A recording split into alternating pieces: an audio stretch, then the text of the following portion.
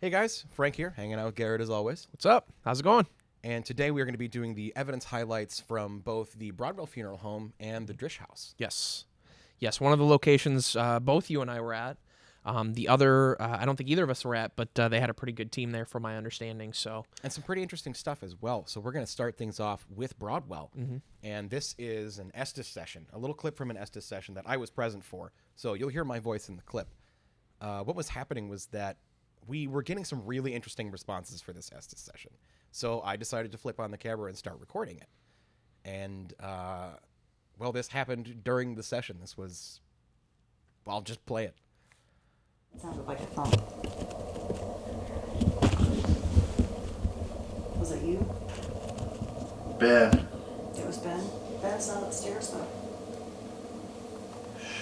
Where's he? Did you shush? Did he shush? I heard a shush. I did too. Did you hear that? Yeah. Is that him? It sounded like a thump. Was it you? Ben. It was Ben? Ben's not upstairs though. Where's he? Did you shush? Did he shush? I heard a shush. I did too. Did you hear that? Yeah. Is that him?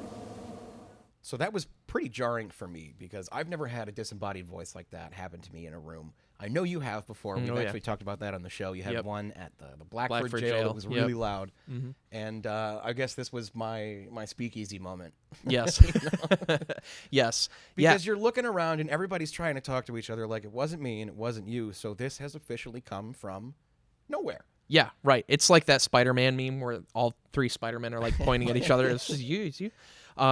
But yeah, I mean, that's so just, I mean, there's no body attached to it, right? That's what makes it disembodied. So it's so... That's what the word disembodied means. Right? But it's so bizarre, like, just hearing that out of nowhere. I mean, you're expecting that to be connected to a body, and it's just not. So it's hard. Because you look up and you look in that direction, like, who said that? And there's just air. Air, yeah. Space. Empty space. So yeah, that's wild when stuff like that happens. Very strange. And if you would like to see the rest of this Estes session, we do have it recorded, and we will post it as a full session. One of these weeks, we'll post it on an off day. Yeah, one of the craziest Estes sessions I've ever seen. That was wild, right? I think you guys should see it. That's why I'm going to post it. Yes. And that is going to bring us around to our next clip, which also happened at Broadwell, but it was a separate building, the garage building that's on the Broadwell property. And you're in this one, and there's another investigator named Marcy that we're going to hear. Right. And you had asked a ghost named Charlie, who's reported to be in the garage, you would ask him for a response. Correct. And we caught this. Can you touch that other one that I just set down there and make the lights go off? Be a little easier for us to see that we're communicating with you. Come on, Charlie, I know you can do that. If you can drive a hot rod Ford like that, you can do that for me.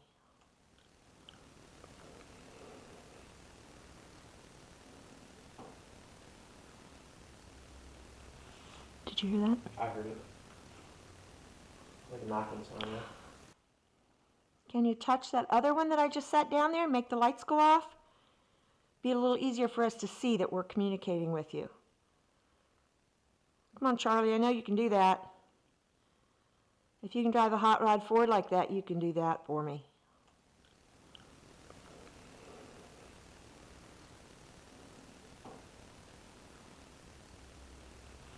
Did you hear that? I heard it. Like a knocking sound, yeah. You really do got to love those moments where, as an investigator, you're actually getting a response to the questions that you're asking. Yeah, for sure, no doubt.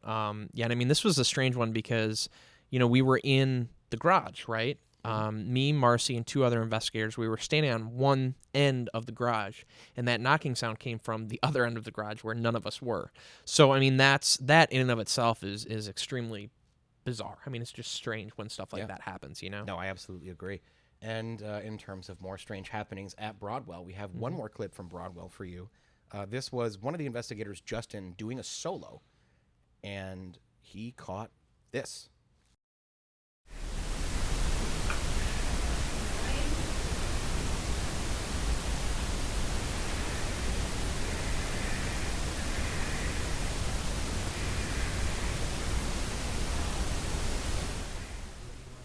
I am fairly confident I just heard a disembodied no. Was that a shadow?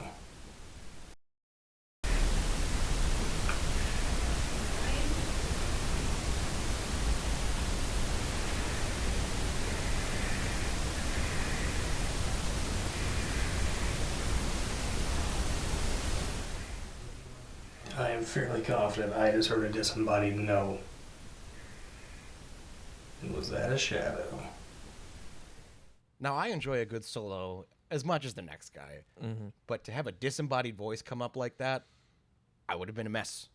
Yeah. Solos are weird because they take a lot of courage, and they can be a little disconcerting, especially if you're not used to them. Yeah, absolutely. For someone who's not quite as experienced versus someone who is, it's just a totally different experience. But you can get some crazy stuff with it, right? Clearly. But that is going to be it for the Broadwell portion of this video. We're going to now move to Alabama and the Drish house. And this one is also going to be audio only. So I know we haven't said it yet, but we always do. Grab your headphones for this one. You might not need them because it's pretty loud. But check this out. Maybe you need to ask if he feels like something is crawling up his leg. Ooh! I can get him. Who's going to go next? Maybe you need to ask if he feels like something is crawling up his leg. Ooh! I can get him. Who's going to go next? Now, to me, that just sounds like somebody screaming their lungs out. Right. Just like Somebody that's like 100 yards away that's trying to scream at you. Yep. Yes. That's exactly what that sounds like to me. Which is so, again, weird to hear that coming from, just who knows where. Right, exactly. But what's weirder is that's not the only time we heard a scream like that night. Right. Listen to this. We have two different levels here, but of this house, but could you please point the rods in the area where you slept?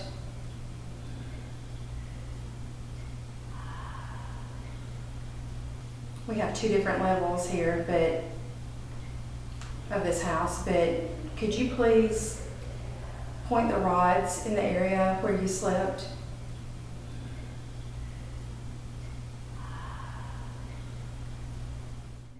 So it's weird enough that we caught one bloody murder scream Right. at the Drish house, but it was even weirder that it happened twice. Yes. Just a really strange set of events that night. I know a lot of people were doing like pendulum sessions and stuff like that. Yep. Lots of dowsing rods, pendulum, spirit box. So there was a good mix of things going on, for sure. And it's kind of interesting because it's, I would almost consider that more invasive equipment than passive. You know what I mean? Like if you're just going in I prefer to take a slightly more passive approach most of the time and just go in with a camera and a recorder and just sit there and listen for a while. Sure. And then start interacting if you find something has come forward. Right. Or if something is just residual. I think it's a good way to separate things that are residual from things that are active. I'd agree with that. So when you go into a location with something that might be considered a little more invasive, you may get more interesting reactions like this. Right, with something like a pendulum or something like a spirit box, stuff right. like that. Sure. And that's a weird correlation that I've noticed with our evidence, actually, is that when we do have heaps and fistfuls of evidence, we get nothing from the spirit box. It's Right. dead quiet all night. Right. But when we come back with very little evidence from a location, we have a lot of stuff in the Estes, and we have a lot of stuff from sensory deprivation, stuff Very like true. that. Very true. And it's not exactly, I wouldn't say that it's causal, but for our team, anecdotally, Yeah. it is correlated. Yes. No, for sure. Yeah. I mean, we've noticed that, and we've gotten reports of that from all of our review team members. Yeah. Shout out to you guys. Yes, again, always thank you to the review team, without whom none of this is possible. For sure. So yeah, I do think there is some correlation there. It's very interesting. Hey, every investigation's a little different. Yeah, that's very true. Even if you go to the same place twice, it's a different night. It could be a more active night, a less active night. You just never know. Yep, And very you do true. have to take that into account. Very true. Very true. But I think that's enough of a digression. Let's get back to our last clip of the night for Drish House. This was Kelly and the girls Kelly and the which is- girls. That's how they identified themselves Yes. on the tape. So that's how we're going to identify them for the video. This was Kelly and the girls in the creepy room. I think is how the that creepy was room. noted. That's what they. Yeah, right. I like it. And well, they caught this. Is this Dr. Drish? He likes us. Is Sarah in here?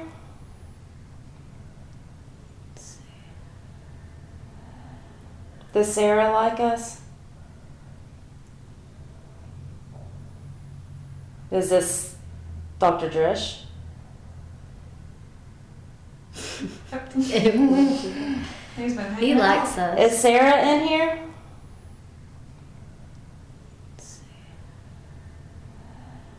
Does Sarah like us? Thanks once again to Kelly and the girls for that one. And for The being great- there on that investigation, coming and hanging out with CCP. The greatest band alive, Kelly and the girls. Kelly and the girls, yes. I need that debut album, like stat. It's got to come out. But I digress once again. Yeah. Thanks for hanging out. Thanks for sticking around to the end of this video. As always, thank you to the review team. I can't say that enough. And we'll see you next week. Yeah, absolutely. Thank you guys for watching.